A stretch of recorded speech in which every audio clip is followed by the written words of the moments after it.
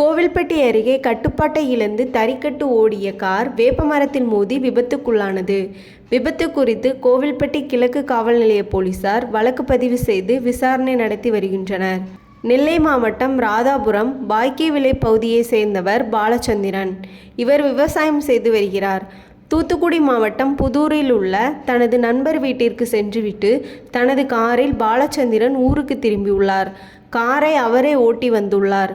Car Kovilpatti அருகே தெற்கு திட்டங்குளம் பகுதியில் வந்தபோது திடீரென கார் கட்டுப்பாட்டை இழந்து தறிக்கட்டு ஓடியுள்ளது.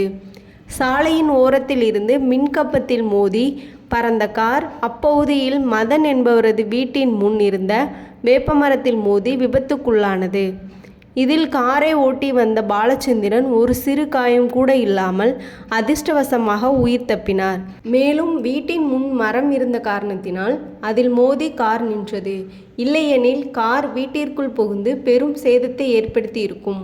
விபத்து குறித்து கோவில்பட்டி கிழக்கு காவல் நிலைய போலீசார் வழக்கு பதிவு செய்து விசாரணை செய்து வருகின்றனர்.